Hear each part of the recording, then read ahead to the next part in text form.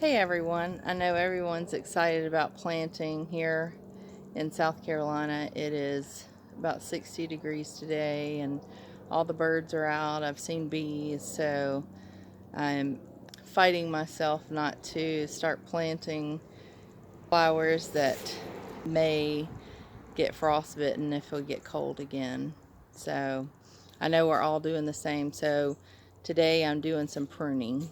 What I did yesterday and what I'll do today is I'm just coming through and clipping all of the dead off of, this is Egyptian papyrus, or that's what I call it. And you see it's got some new growth on it, and over there, right here. And so it'll have new shoots that'll come up. It's got some right here, you see that? And right there.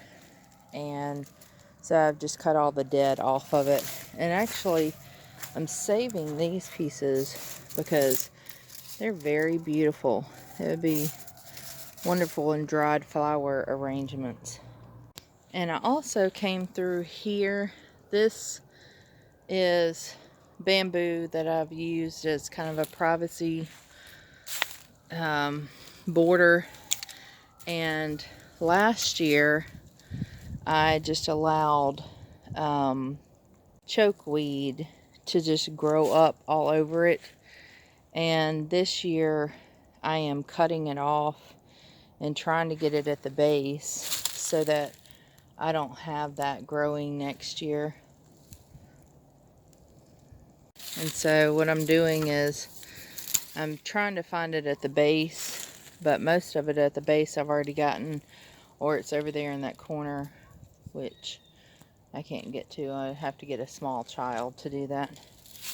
And so I will cut it as it comes up this spring, but I'll let something else grow up it like morning glory. Here's my project for the day.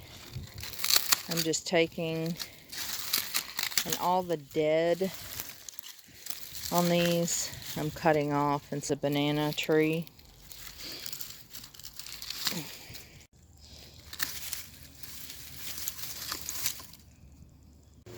And I'm also going to cut this. This is the Egyptian papyrus too. It's just some that I transplanted, but you see how easy it is to cut off.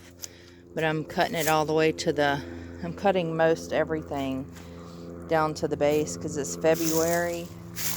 And so, like this plant right here, I'm just going to cut it all the way down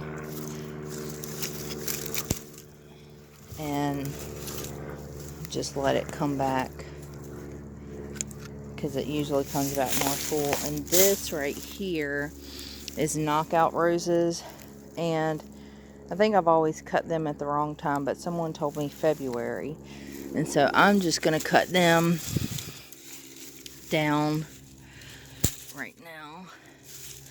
And you see how they've kind of gotten squirrely. Somebody told me I may have cut it too far back and it became a climbing rose. So we will see if it will bush back out. When we first moved here, everything was really wild, and so we had to cut everything back really far and start over. And so that's what we did. But you see how it's just long and not real bushy. So we'll see what happens. And I may transplant these this year. I probably should transplant them right now if I wanted them to transplant, but I'm going to give them another shot here. So, and this is something else that you should trim. This is butterfly bush, and you should trim it down pretty good. That way it doesn't get so big.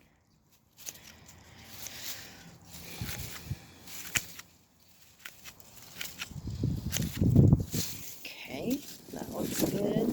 Just leave a little bit there, and I have all of the lemongrass right there and on the other side over here, but I'm not going to trim it. Lemongrass is not cold hardy to zone 7B, 8A, and so I'm just going to leave it and hope that it's being protected underneath. As you can see, my little daffodils are starting to pop up right there, over there, right here. And I wanted to show this interesting little gadget called a green thumb by Union. We found it, and it is a really interesting tool to have, because if you see that weed right there, this one, I mean, this one's pretty easy to come up normally, but this just pops it right out of the ground. Let's see, and you see it flew over there, but if you have two hands it's a little easier, but it just pops them right out of the ground, which is really nice because you don't have to bend over a whole lot to do it, to get all the weeds out. I've been using that.